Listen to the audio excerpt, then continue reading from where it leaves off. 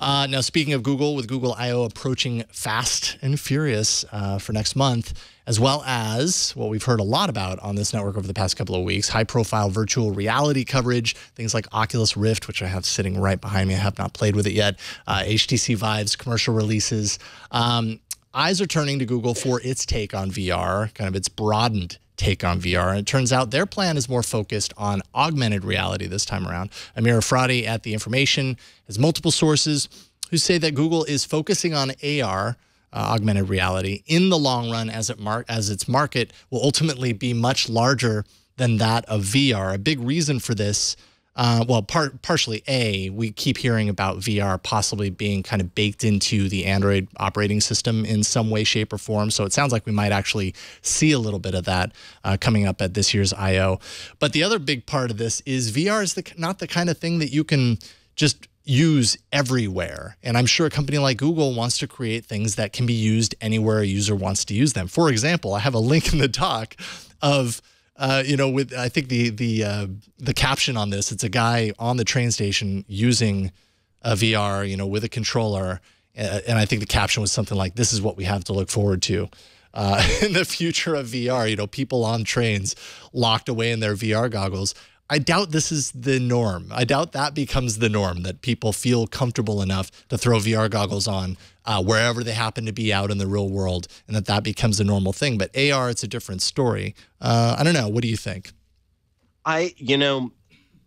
This is it's complicated to approach Google with anything for the reasons we discussed in the previous story. Fair enough. And their last take, I think all of us want Google to be so much more than they're capable of executing. I mean, the last time Google did something with AR, it was a ridiculous parachute presentation with an arguably pretty innovative product that they just botched obviously I'm talking about glass. They botched everything to do with glass. It was so cool, and they just didn't know how to treat the product properly. So I don't know that I have faith in their ability to treat a product properly this time around. Having said that, we all know the people at Google are smart as hell, and they're capable of developing AR in ways that really do augment real life. There's constantly the conversation about, VR is kind of for play and AR is for work. And that's kind of our take at Tech Republic. Obviously, Aaron's the real expert on this, but AR seems to be the thing that has productivity baked into its core. And Google has so much productivity data, they could just bang out something awesome. At the same time, just like AR, VR is not here yet. I got the most excited a few years ago when I heard Google was investing in the Warby Parkers of the world. If they can give me something that is not like the funny thing with the guy in the subway with the Samsung snapped to his face, but a stylish pair of glasses that I have to wear anyway, and then shows me useful data instead of distracting data, I think that's the future of real everyday AR. Until then, it'll be in the enterprise, it'll be in industry, in manufacturing, and a ton of other business, but I don't see consumers rushing out to it. Yeah, I completely agree. I feel like in the AR world, in the world of technology that you strap to your face and then you go out into the public with it, that doesn't exist until it's figured into a form factor that the public is used to seeing and isn't totally different from what they expect to see. It's the Terminator view is kind of what people are hoping for when it comes to AR. Just you put on the sunglasses and immediately you have context around the things that surround you. Man, I don't know how far out that is. I feel like that's pretty far out. I mean, that's miniaturization to an insane level, not to mention the data crunching involved in a small form factor, unless you want to strap a battery pack and some, external CPU to your backpack, which that's not going to work.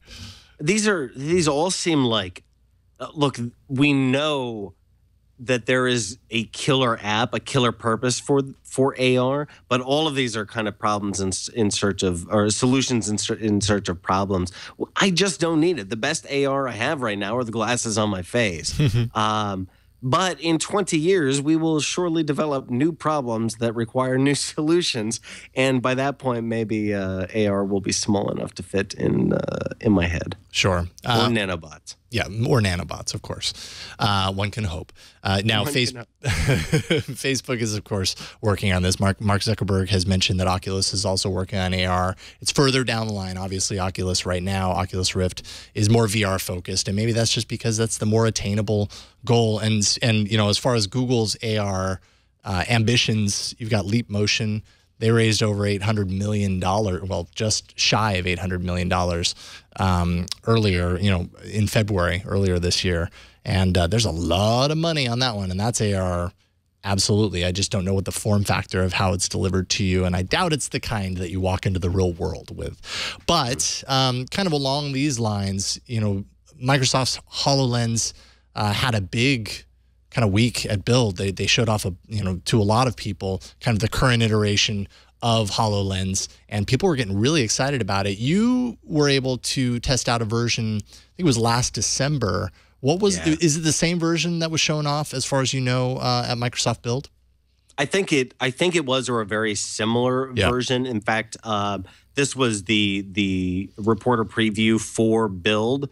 And of course, you know, HoloLens is a developer preview. It's a $3,000 device, and it's limited to people who were invited to be developers for the platform. So before anybody gets super stoked, you're not going to be buying this right away. Let the developers make cool stuff for it. And people will make cool stuff with the HoloLens. Having said that, the hardware is not here. It's not there. It's just not there.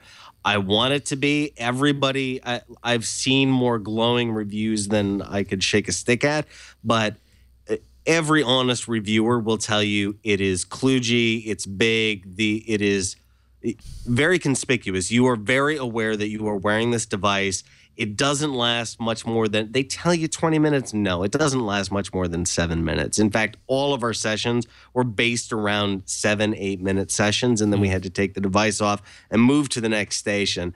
It is not as sharp as the videos that they're showing you right now. It's just not nearly as crisp. And that's what I found most disappointing about HoloLens. You can see that they're going to get there. They totally are, and it's going to be awesome.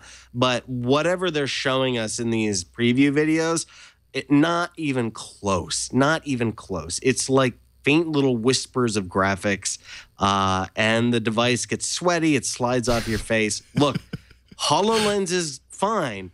But anybody who's been feeding you like glowing reviews about this, I don't know what they're on, because it's just not there. It's like it portends the future without being it.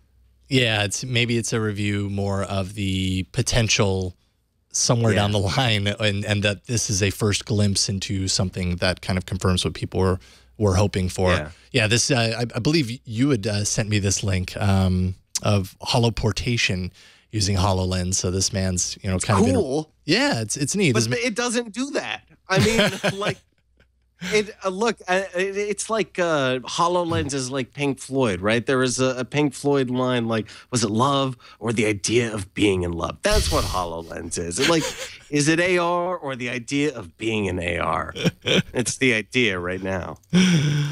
Oh, I like that. Yeah, so I don't know, and I will say, you know, tying back into the previous story as far as like AR in a out in the real world sort of sense, the HoloLens, as you see it right now, is an untethered device, right? So it's not necessarily tethered into a computer. So basically what we were talking about, what we want in the sunglasses form factor so we can be the Terminator, you're looking at it. This is how it exists currently. And this isn't the kind of thing that most people would walk out in the real world. And when it comes to augmented reality, to a large degree, that's, you know, I think that's what people are hoping for, a miniaturized way to bring more context to the world that surrounds them, not just in their office or /studio or wherever they happen to be sitting in front of a computer. Someday. So someday, we can only hope. Now, before we move on, you've used other VR, and how would you say, you know, other kind of solutions, VR, AR solutions, how would you say it compares? You know, the last time I used real VR was the Oculus since, it was a second developer's kit, say 2014. So I'm real excited. I'll be in Louisville with the Tech Republic team in Brooklyn now, but we're definitely going full on VR.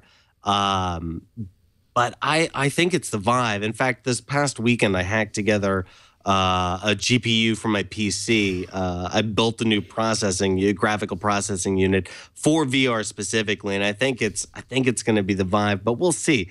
This definitely isn't VR's commercial year, but it's also the year that I mean, it is attainable. Yeah, there's a fire that's lit under the butt of VR.